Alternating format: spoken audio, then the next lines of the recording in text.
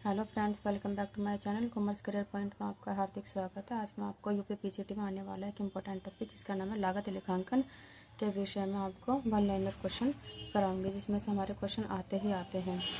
आप इस वीडियो को 1 से 2 बार ज़रूर देख लेंगे।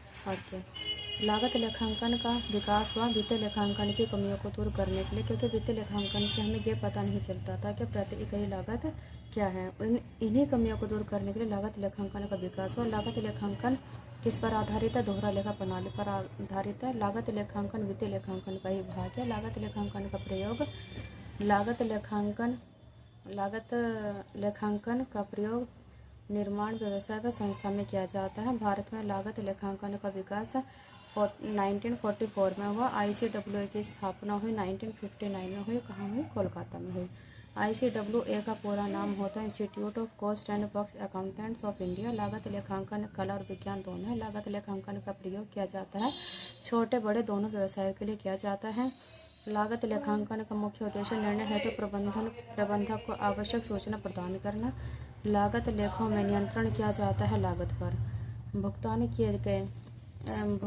किए जा चुके व्ययों के योग को कहा जाता है ऐतिहासिक लागत, यानी जिनको हमने पेमेंट कर दिया है।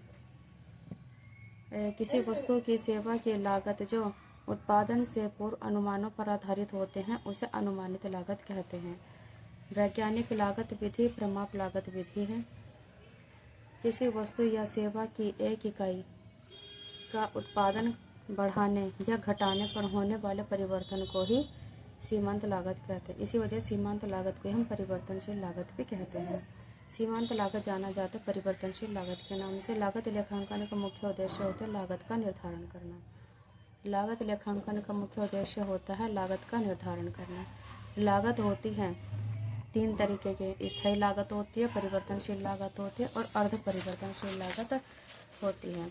इसके बाद हमारा क्वेश्चन है सीमेंट उद्योग, आटा उद्योग, चीनी उद्योग, कागज उद्योग, शराब उद्योग में कौन सी लागत प्रयोग की जाती है? इकाई लागत प्रयोग की जाती है। यूनिट कॉस्ट मेथड यूज़ किया जाता है।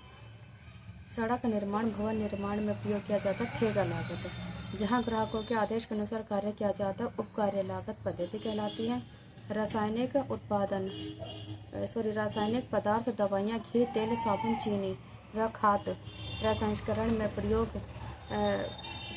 में विधि प्रयोग की जाती है प्रक्रिया लागत है, क्योंकि ये सब प्रोसेस होते हैं, प्रोसेस के जरिए तैयार किए जाते हैं, उन्हीं को हम बोलते हैं प्रक्रिया लागत पद्धति विधि। वह कार्य जिन्हें पूरा करने में अनेक वस्तुओं का प्रयोग किया जाता है बहुसंख्या कहलाते हैं। सेकंड पॉइंट है हमारा, इसका फर्स्ट पॉइंट है लागत के तत्व। यहाँ तक हमने लागत पढ़ी है सिर्फ। यहाँ पर आ जाते हैं लागत के तत्व यानी एलिमेंट ऑफ कॉस्ट। लागत के तत्व सामग्री, श्रम व्यय, टेलीफोन व्यय होता है, सेमी वेरिएबल एक्सपेंसेस, सभी परिवर्तनशील व्यय होते हैं, प्रत्यक्ष व्यय। आग लगने के कारण सामग्री की क्षति को माना जाता है असामान्य क्षय। कुल परिवर्तनशील लागत में परिवर्तन का कारण है उत्पादन में वृद्धि। सेमी वेरिएबल लागतों में शामिल होती है स्थिर व परिवर्तनशील लागत। प्रत्यक्ष सामग्री, प्रत्यक्ष श्रम, प्रत्यक्ष व्ययों को कहते हैं मूल लागत। स्थायी लागत प्रति इकाई में वृद्धि होती है उत्पादन के घटने पर। स्थायी लागत प्रति इकाई में वृद्धि होती है अगर हमारा उत्पादन घटता है। मूल लागत और कारखाना उपरि व्ययों के योग को कहा जाता है कारखाना लागत। अप्रत्यक्ष व्ययों को बांटा जाता है 4 भागों में। लागत को बांटा जाता है 3 भागों में। सामग्री प्रबंधन, कच्चा माल व स्टोर होता है सामग्री में। सामग्री को सबसे पहले प्राप्त किया गया था गेट कीपर द्वारा। लेखांकन रिकॉर्ड है स्टोर लेजर। लेखांकन रिकॉर्ड को स्टोर लेजर भी कहते हैं। नेक्स्ट है सामग्री नियंत्रण व्यवस्था का अंग है सामग्री क्रय नियंत्रण, सामग्री संग्रह नियंत्रण, सामग्री निर्गमन नियंत्रण, सामग्री क्षति नियंत्रण।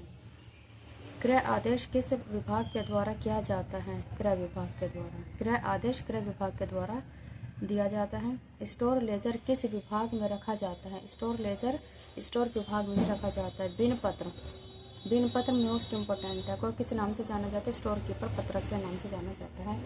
सामग्री प्राप्ति किसके द्वारा तैयार किया जाती है? किया जाता है प्राप्ति विभाग के द्वारा। फीफो विधि किसके द्वारा प्रयोग किया जाता है? घटती हुई कीमत। अगर हमारी वस्तु की कीमत घट रही है तो वहाँ पे फीफो विधि प्रयोग की जाती है। और जहाँ पे हमारी वस्तु की कीमत बढ़ती है वहाँ पे लीफो विधि का प्रयोग किया जाता है। ABC विश्लेषण के अंतर्गत कौन सी कीमत सबसे कम मूल्य की होती है? C। स्टॉक नियंत्रण विधि का प्रयोग किया जाता है निर्माण और व्यावसायिक संस्थानों में। स्टोर का निर्माण किस पत्रक के द्वारा किया जाता है? स्टोर अधिग्रहण पत्रक के द्वारा। किस विधि के अंतर्गत स्टॉक का मूल्य बाजार के परिचालित मूल्य पर होता है? प्रतिस्थापन मूल्य विधि के अंतर्गत। फीफो विधि में रहतिया का मूल्यांकन किस विधि के द्वारा किया जाता है? वर्तमान नवीन मूल्य के आधार पर। वर्तमान नवीन मूल्य के आधार पर फीफो विधि में रहतिया का मूल्यांकन वर्तमान नवीन मूल्य के आधार पर किया जाता है। स्टॉक का मूल्यांकन किया जाता है लागत मूल्य, बाजार मूल्य जो दोनों में से कम हो। लीफो विधि के अंतर्गत स्टॉक का मूल्य किस दर पर किया जाता है? सबसे पुरानी दर पर। और नवीन मूल्य पे किया जाता है फीफो का, और पुरानी दर पे किया जाता है लीफो का।